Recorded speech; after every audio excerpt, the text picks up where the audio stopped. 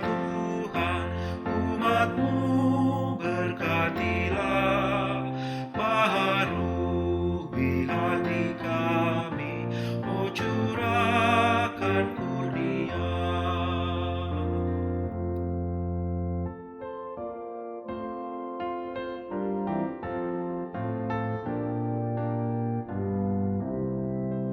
Allah hadir, roh percaya dan berdoa padanya, agar kita dikobarkan oleh nyala kasih-Nya. Dengan Roh Kudus ya Tuhan, umat-Mu berkatilah, baharui hati kami, oh curahkan kurnia. Penebus, dengarkan kami yang padamu berseru, buka tingkap anugerah-Mu, berikanlah berkat penuh. Dengan Roh Kudus ya Tuhan, umat-Mu berkatilah, baharui hati kami, oh curahkan kurnia.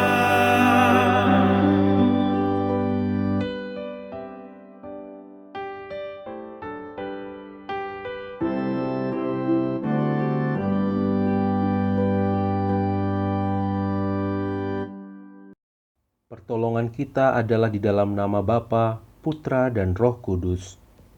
Kasih karunia Allah Bapa dan damai sejahtera Tuhan Yesus Kristus menyertai saudara sekalian. Amin. Saudara-saudara, yang menjadi nas pembimbing kita hari ini diambil dari Markus 12 ayat 30-31. Kasihilah Tuhan Allahmu dengan segenap hatimu, dan dengan segenap jiwamu, dan dengan segenap akal budimu, dan dengan segenap kekuatanmu. Dan hukum yang kedua ialah, kasihilah sesamamu manusia seperti dirimu sendiri. Tidak ada hukum lain yang lebih utama daripada kedua hukum ini. Demikian nas pembimbing kita hari ini.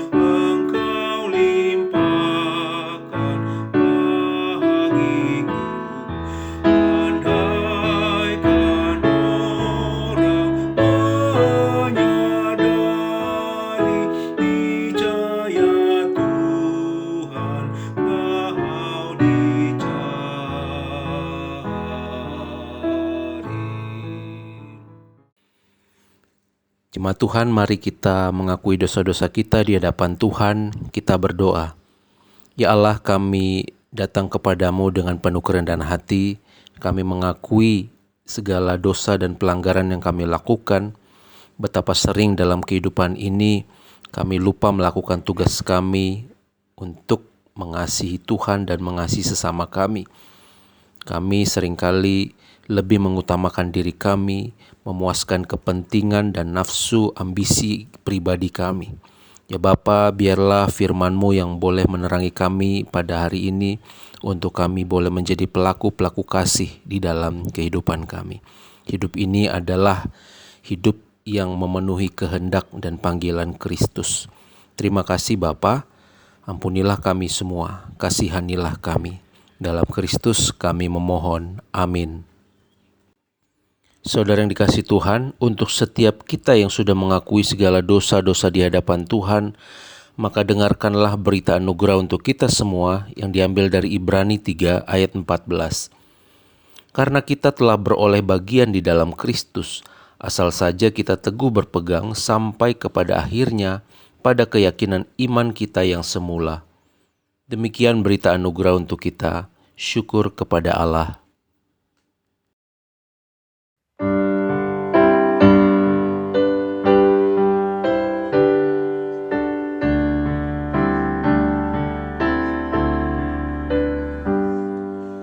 Karena kasih-Nya padaku, Yesus datang ke dunia. Ia telah memberi hidupnya gantiku yang bercela. Oh, betapa mulia dan ajaib kuasa-Nya, kasih Juru Selamat dunia menebus manusia. Dengan sabar dan hikmat-Nya, Yesus pimpin hidupku. Firman dan kebenaran-Nya, itulah peganganku.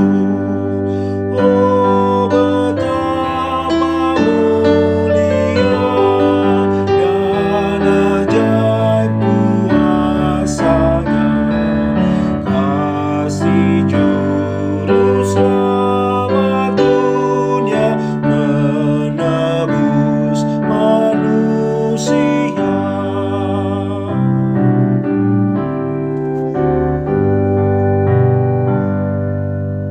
Saudara yang dikasihi Tuhan, sebelum kita mendengar firman Tuhan, marilah kita berdoa. Ya Allah, biarlah kebenaran firman-Mu yang sebentar kami baca dan kami renungkan, ini boleh menerangi hati kami semua. Lawat kami semua ya Roh Kudus tanpa terkecuali. Biar firman-Mu boleh menjadi penuntun, pelita, terang bagi kehidupan kami. Pakai hamba yang tidak ada apa-apanya ini. Di dalam Kristus kami berdoa. Amin. Saudara dikasihi Tuhan, firman Tuhan hari ini dari Markus 12 ayat 28 sampai 34. Lalu seorang ahli Taurat yang mendengar Yesus dan orang-orang Saduki bersoal jawab dan tahu bahwa Yesus memberi jawab yang tepat kepada orang-orang itu, datang kepadanya dan bertanya, "Hukum manakah yang paling utama?" Jawab Yesus, "Hukum yang terutama ialah, dengarlah hai orang Israel, Tuhan Allah kita, Tuhan itu Esa. Kasihilah Tuhan Allahmu dengan segenap hatimu, dan dengan segenap jiwamu, dan dengan segenap akal budimu, dan dengan segenap kekuatanmu. Dan hukum yang kedua ialah, kasihilah sesamamu manusia seperti dirimu sendiri. Tidak ada hukum lain yang lebih utama daripada kedua hukum ini." Lalu kata ahli Taurat itu kepada Yesus, "Tepat sekali, Guru, benar katamu itu, bahwa Dia Esa, dan bahwa tidak ada yang lain kecuali Dia.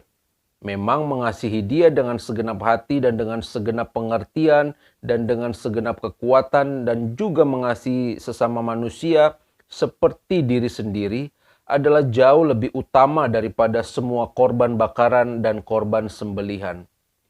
Yesus melihat bagaimana bijaksananya jawab orang itu, dan ia berkata kepadanya, "Engkau tidak jauh dari kerajaan Allah."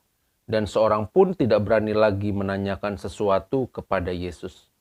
Demikian pembacaan firman Tuhan. Berbahagia kita yang merenungkan serta melakukannya dalam kehidupan sehari-hari. Haleluya. Jemaat Tuhan, Jemaat Gemindo Immanuel dan saudara-saudara yang mengikuti ibadah taping dari Gereja Immanuel, Gemindo Immanuel ini, Shalom untuk kita semua.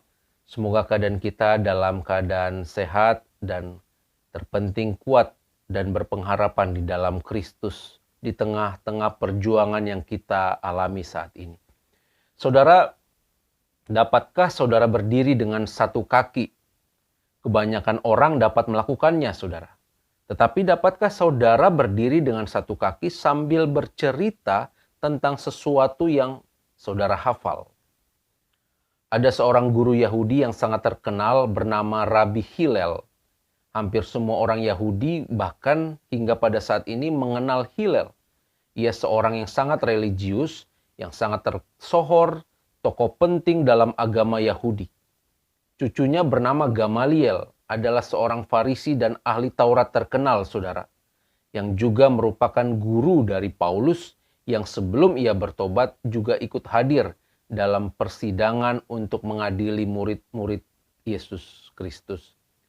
Pada suatu hari, saudara, datanglah orang bukan Yahudi kepada Rabbi Hillel tadi dan menantangnya.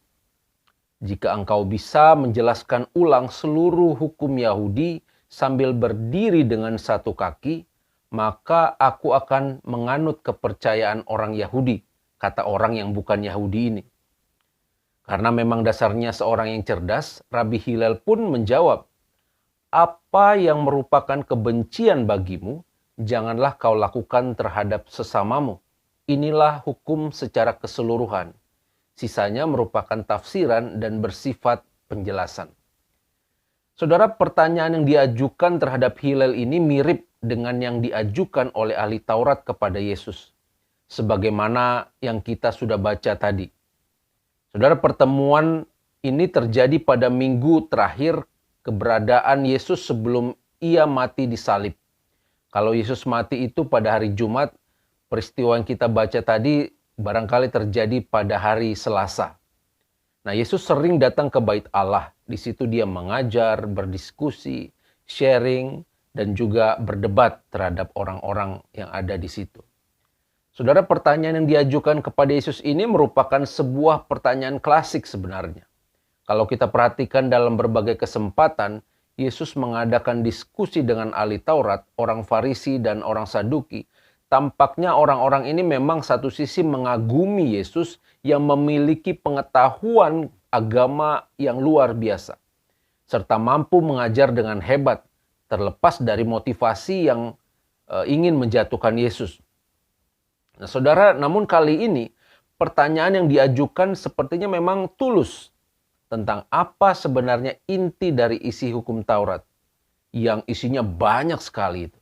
Ada 613 perintah di dalam hukum Musa, 365 yang bersifat negatif, 248 perintah positif begitu. Nah, pertanyaannya saudara, di manakah di antara hukum-hukum tersebut yang paling penting? Mana yang paling besar? Ini pertanyaan orang atau ahli Taurat tadi kepada Yesus. Nah, menarik, Yesus menjawab dengan mengutip Ulangan 6 ayat 4-5. Dengarlah hai orang Israel, Tuhan itu Allah kita, Tuhan itu Esa. Kasihilah Tuhan Allahmu dengan segenap hatimu dan dengan segenap jiwamu dan dengan segenap akal budimu dan dengan segenap kekuatanmu. Dan yang kedua, Yesus menjawab dengan mengutip Imamat 19 ayat 18 yang menekankan pentingnya kasih terhadap sesama. Yesus menjawab dengan kata, kasihilah sesamamu seperti engkau mengasihi dirimu sendiri. Saudara, jawaban Yesus ini sebenarnya merupakan hukum klasik dan sangat tidak asing lagi bagi para ahli Taurat. Mereka sudah tahu inti dari hukum Taurat itu adalah tentang kasih. Sebagaimana yang tercermin dalam perkataan Rabbi Hillel yang diceritakan di bagian awal tadi, saudara. Juga kalau kita baca di dalam Lukas 10 ayat 25-37 tentang orang Samaria yang baik hati, di situ diceritakan ahli Taurat yang bertanya kepada Yesus tentang apa yang harus diperbuat untuk memperoleh hidup kekal. Yesus menjawab dengan pertanyaan balik. Emang yang tertulis di hukum Taurat itu apa? Kira-kira seperti itu. Nah, ahli Taurat itu menjawab sama seperti yang dijawab Yesus. Kasihilah Tuhan Allahmu dengan segenap hatimu, dengan segenap jiwamu, dengan segenap akal budimu, dengan segenap kekuatanmu, dan kasihilah sesamamu manusia seperti dirimu sendiri. Nah, jadi saudara, ini hukum yang sudah sangat terkenal di kalangan umat Yahudi, secara khusus di kalangan ahli-ahli Taurat. Sudah sangat akrab di hati dan telinga mereka. Secara turun-temurun bisa jadi ini merupakan sebuah doktrin yang sudah baku, bahwa Taurat itu pada dasarnya adalah, intinya adalah kasih. Nah, saudara, kalau diperhatikan, 10 perintah Allah itu memang berbicara tentang kasih. Saya atau mungkin juga saudara dulu pernah berpikir bahwa 10 perintah Allah itu berbeda dengan hukum kasih yang Yesus ajarkan. Kasih dan hukum Taurat adalah sesuatu yang bertolak belakang, yang jauh sekali.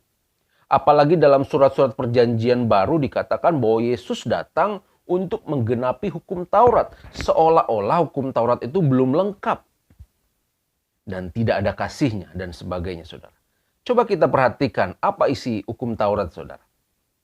Yang pertama, jangan ada padamu Allah lain di hadapanku. Jangan membuat patung yang menyerupai apapun. Jangan sujud menyembah kepadanya. Sebab aku Tuhan Allah yang cemburu. Ya kan? Yang perintah nomor 3, jangan menyebut Tuhan Allahmu dengan sembarangan. Dan keempat, ingat dan kuduskanlah hari Sabat. Jadi nomor 1-4 ini berbicara tentang relasi kita dengan Tuhan. Bicara tentang Tuhan. Jangan begini, jangan begitu. Jangan lakukan sesuatu yang tidak menyukakan hati Tuhan. Secara langsung kita melakukan penyembahan kita, perintah kita untuk Tuhan. Nah, ayat nomor 5 apa, saudara? Perintah kelima. Hormatilah ayah dan ibumu. Ya kan? Terus kemudian nomor 6, jangan membunuh, jangan berzina, jangan mencuri, jangan mengucapkan saksi dusta, dan jangan mengini-ngini rumah atau milik sesamamu. Saudara, dari nomor 5-10 ini bicara tentang perintah terhadap relasi terhadap sesama. Mengasihi sesama. Jadi saudara, sebenarnya di dalam hukum Taurat itu juga mencakup hukum kasih.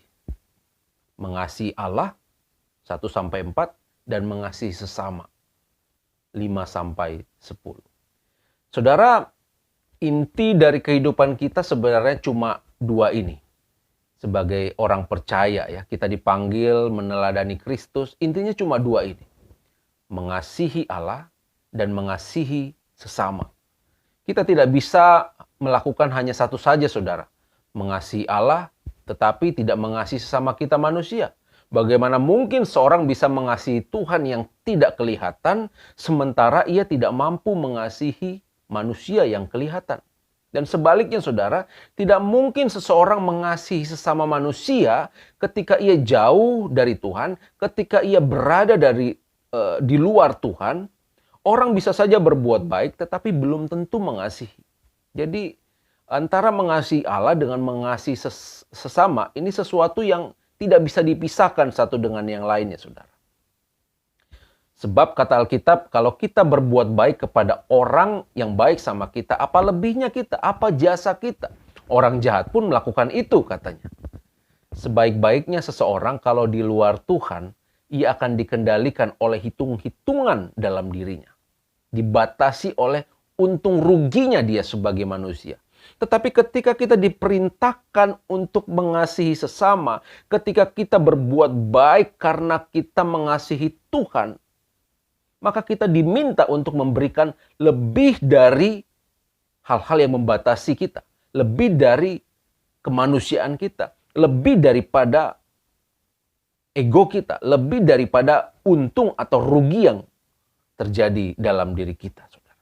Kita mengampuni, meskipun kita difitnah dan dijatuhkan. Kita tetap memberi meskipun barang kita dicuri.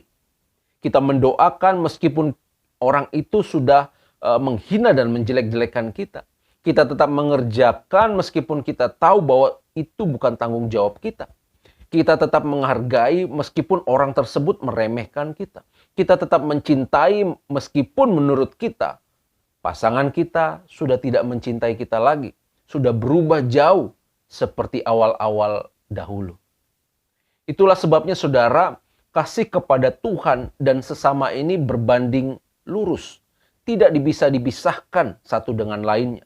Kalau kita mengasihi Tuhan, maka kasih kita kepada Tuhan itu juga harus dibuktikan, harus diukur dengan kita mengasihi sesama.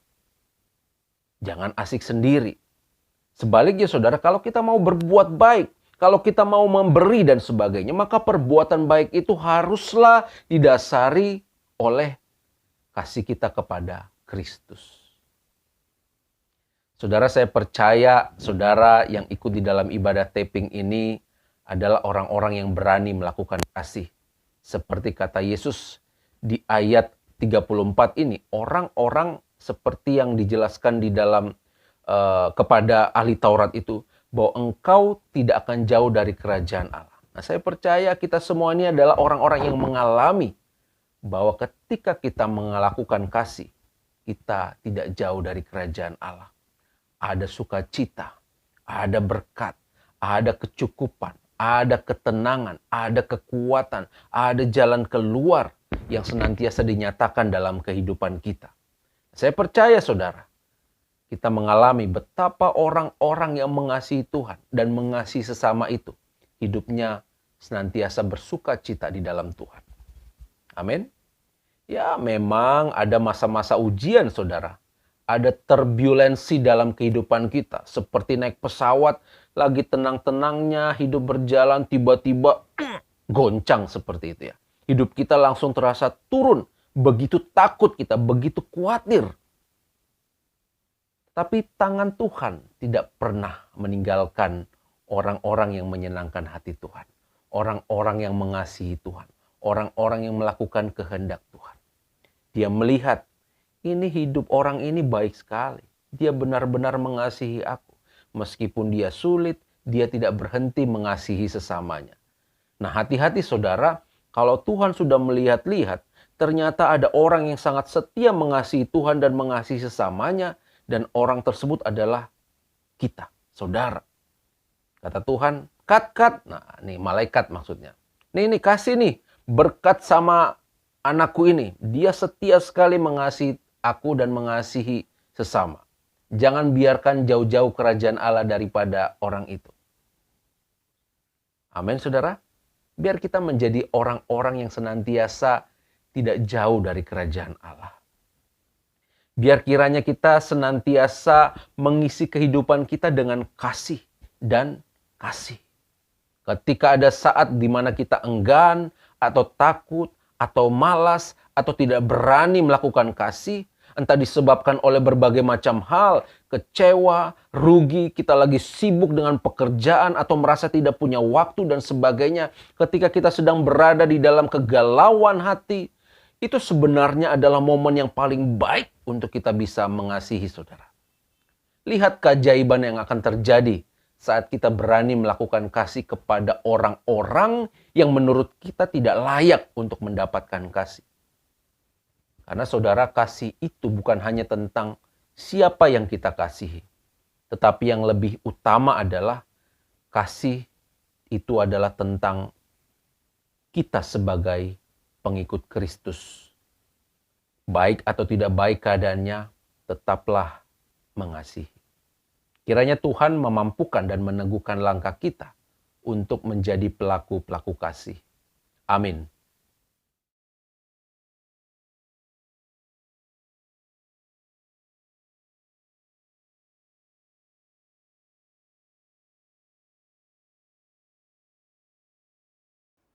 Jemaat Tuhan, bersama gereja-gereja di segala tempat dan segala abad, marilah kita mengucapkan pengakuan iman kita menurut pengakuan iman rasuli. Aku percaya kepada Allah, Bapa yang Maha Kuasa, Khalik langit dan bumi, dan kepada Yesus Kristus anaknya yang tunggal Tuhan kita, yang dikandung daripada Roh Kudus, lahir dari anak darah Maria, yang menderita di bawah pemerintahan Pontius Pilatus, disalibkan, mati dan dikuburkan, turun ke dalam kerajaan maut. Pada hari yang ketiga bangkit pula dari antara orang mati, naik ke surga, duduk di sebelah kanan Allah, Bapa yang Maha Kuasa, dan akan datang dari sana untuk menghakimi orang yang hidup dan yang mati. Aku percaya kepada Roh Kudus, gereja yang kudus dan persekutuan orang kudus, pengampunan dosa, kebangkitan daging dan hidup yang kekal. Amin. Jemaat Tuhan dan saudara-saudara terkasih, mari kita menaikkan doa syafaat kita berdoa. Ya Allah, kami sungguh bersyukur untuk firman Tuhan yang boleh kami dengar. Kami diajar untuk kami boleh mengasihi Tuhan dengan mengasihi sesama kami. Biarlah ini boleh menjadi panggilan yang selalu kami ingat agar dalam keseharian kami melakukan kasih di dalam kehidupan kami.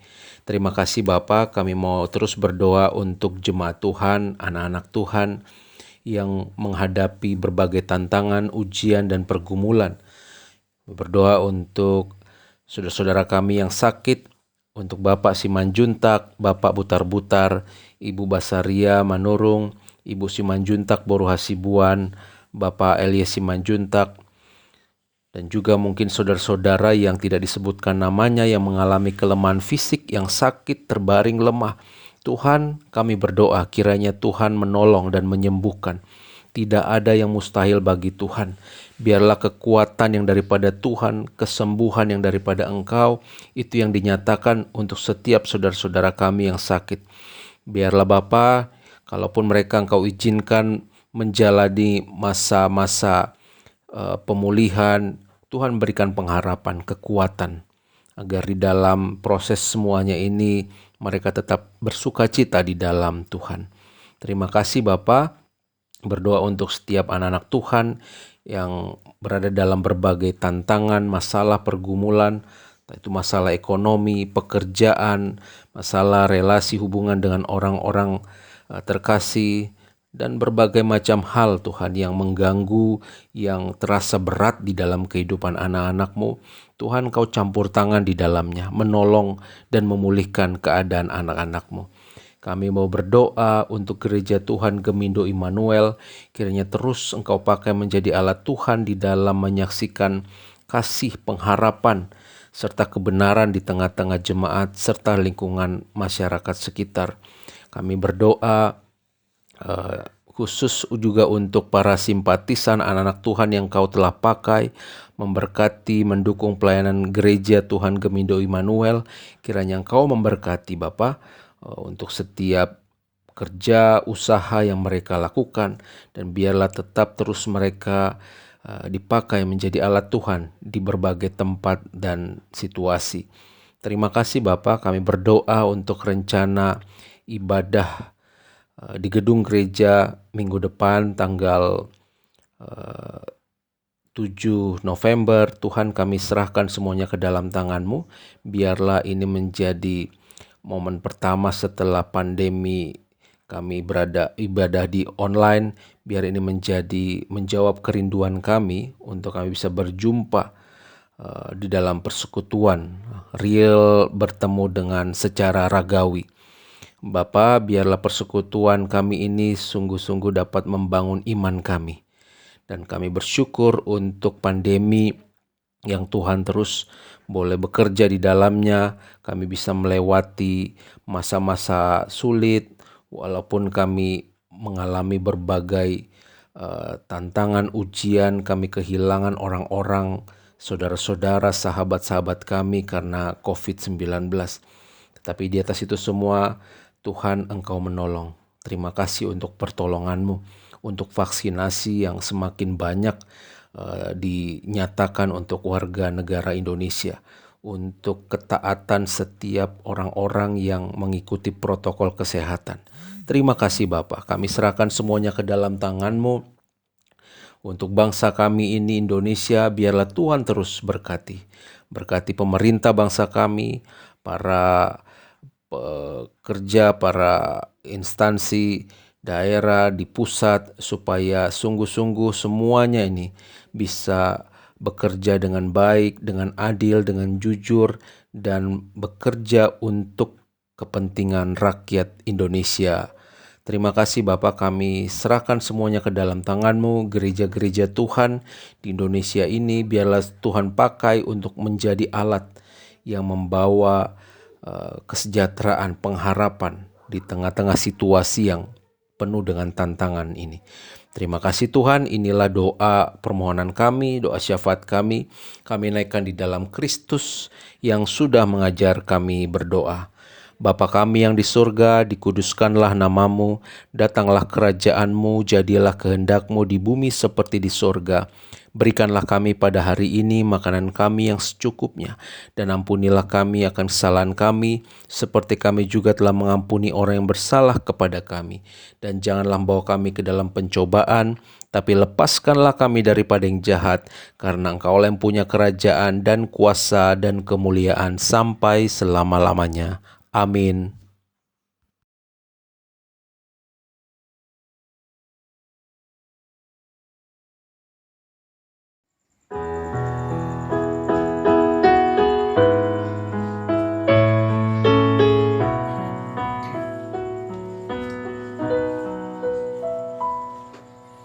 Bagi Yesus ku serahkan hidupku seluruhnya, hati dan perbuatanku pun waktuku miliknya. Bagi Yesus semuanya, pun waktuku miliknya. Bagi Yesus semuanya, pun waktuku miliknya.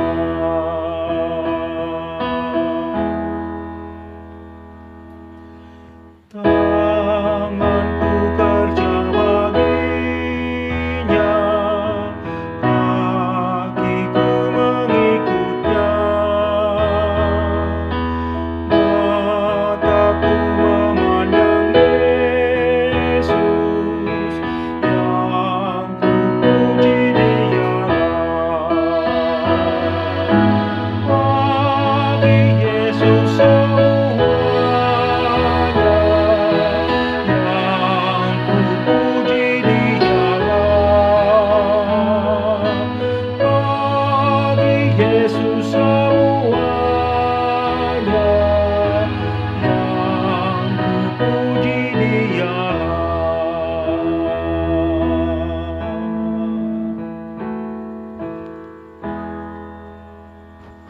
Saudara yang dikasihi Tuhan, arahkanlah hatimu kepada Tuhan, jadilah saksi Kristus dan terimalah berkat Tuhan.